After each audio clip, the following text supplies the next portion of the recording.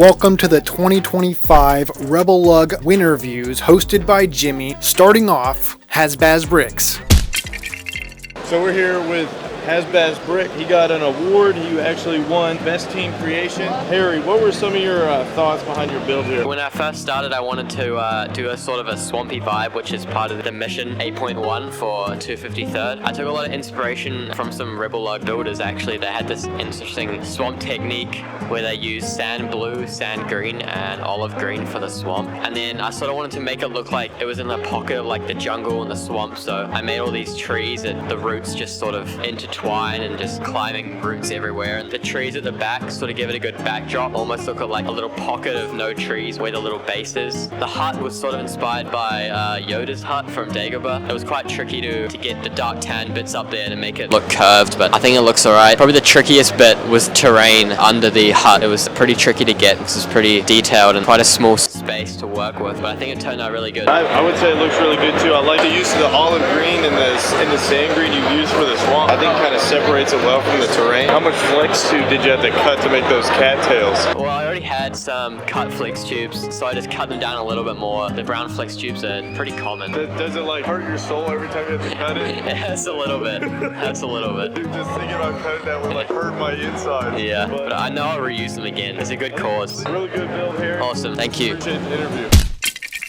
We're here with Chris Roberts with RebelLUG, the National Parks Collab. Can you tell us a little bit about this? This collab's been in the works and discussed 2-3 years now. It's finally good to see it all come together in one place. A lot of last minute building right up to the con, even one that was shipped as a bricks and pieces order directly to the hotel. There was some truly last minute building to get this up and ready. Yeah, we're super happy with how it came out, and I'm extra excited that we came away with the win. How did we get to making this a collab? It was originally pitched as just a generic, like, let's do something with national parks. Super open-ended. There were enough people who were interested. They're like, all right, let's dive in, figure out interesting ideas. How can we make this a little more concrete of an idea, flesh it out a bit? Someone came up with the idea to make the cube.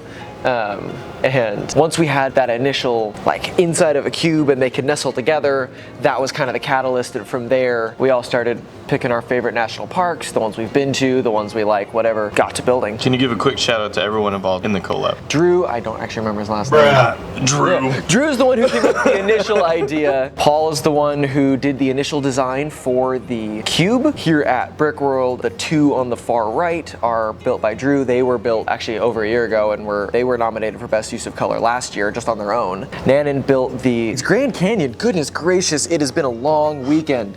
Paul digitally designed the Yosemite build. That's the one that got shipped here and built on site. Daniel, one of our Canadian members, did a Canadian national park, Banff. And then I did both Mount Rainier and the North Cascades, both from my home state of Washington. Yeah, that's everyone who was involved. Well, congratulations on the dub, Chris, and thanks for letting us interview you. Yeah, it was a great group effort. Bro, I was literally getting so thirsty during that interview. I was trying my best not to like cough or laugh, because I was saying this close, if I were to cough, it would pick it up on both my mic and Chris's mic, and that'd be an absolute disaster for the interview. Eli gave me the most bestest cookie ever, but it was quite dry. I'm here with Joel, and we're going to talk about the Castle collab. The best mid collab. Ooh, that's not a good look for the dub. Joel, how did we come up with the idea of Sienna? I have no idea. You don't know how we got to this idea? I think I was going to be building a castle by myself, and Joe wanted in on it, and then more people wanted in on it, and that's how it happened. What was like the hardest part for the whole collab for you? Buying all the parts. Buying all the, where is like your main distributor for all that medium nougat? We're not going to talk about this. Under the table deals. With the rest of the color scheme, did you come up with that idea? Is that kind of what drew you to building this particular castle, or what? I think I'm the one who came up with it. It's been about a year. The memory's a bit hazy. The medium nougat was for sure me. I don't know about the bright green and all the other stuff. Okay. How was the collab separated out? I did half of the collab, which was the castle. Strong flex. Which was, that is an insane flex. Which was 24 base plates, and then Ryan did 12 base plates of the rural area. Nana did another 12 on that section. And then Joe did, how many did Joe do? How many did you do? I did 3, So Joe did 9. Jimmy's over here slacking with 3. the biggest build I've ever done, you know. I'm new in the game. I'm new in the game. Isaiah and Daniel both did a building. You just said a whole bunch of names. Can we give everyone involved a quick shout out? Shout out to them. You gotta say the names. Shout out to Nanan, Ryan, Jimmy, Joe, Daniel, Isaiah, and Carter and Haddon for doing some last minute terrain. Heck yeah, dude. How much of it was put together prior to coming to Brickworld? All but 3 base plates of terrain. All right, Joel, appreciate the quick interview. That's it. Bro, I think you need to interview you now in your section for this build. No, dude, no interviews for me, bro. Bro. You're one of the Bro. masterminds for the collab, bro. You planned it. You need to be interviewed. Dude, I'm interviewing people. What is this, interviewception? Bro, the audacity. Joel tried to flip it. He tried to interview me in my interview for the Winnerviews. This is the guy I think he is. That's crazy.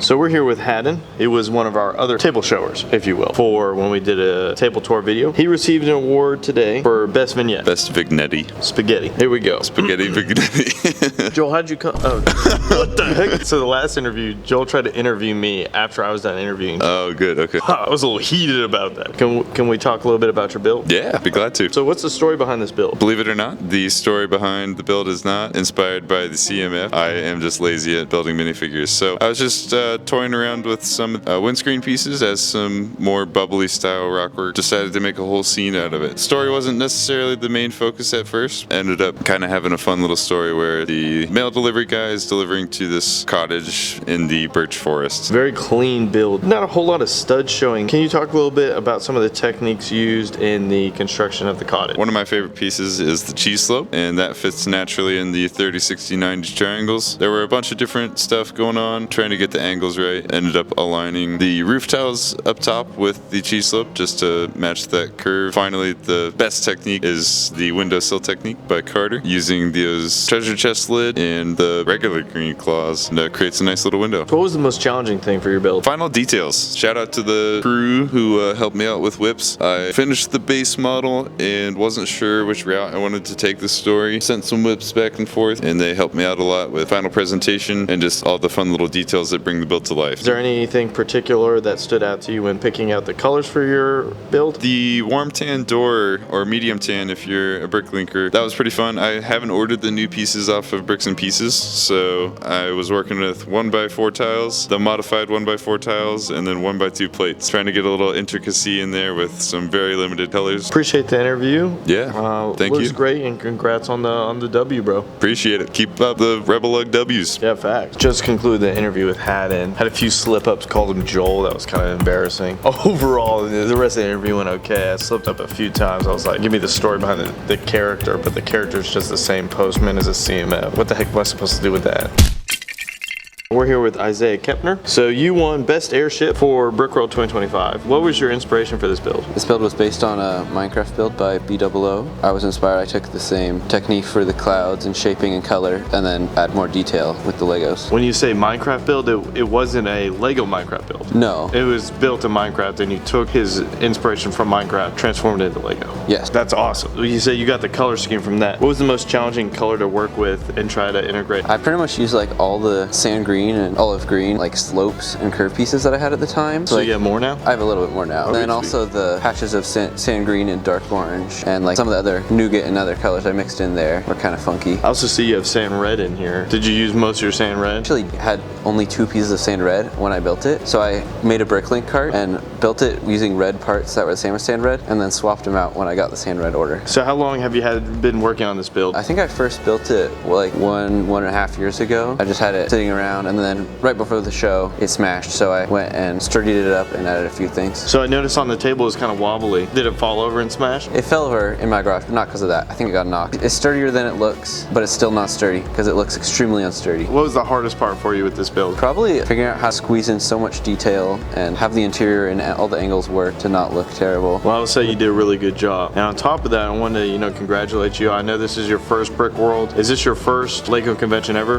that you've gone to in person? It's my my first large one, other than like a small local one. It's pretty exciting for you to come to a big, large convention and get a dub on your first showing. Congratulations on that, bro. Appreciate the interview. Thank you very much. You coming back next year? Absolutely. Are you gonna outdo yourself and get 2 dubs next year? No, I don't think I'm gonna get 3 dubs next year. 3? Did you get 2? Well, technically, well, you got the collab. Yeah. That doesn't really count though, because they would have won without me. I don't know about that. I don't know. Bro. Appreciate it, Isaiah. Thank you. Thank you. I'm literally double mic'd up right now. This is the post-interview escalator wide. Literally going up the steps backwards. Oh shoot, bro. I'm so afraid to be sucked into the bottom of this thing. Dude, I literally hate touching the edge.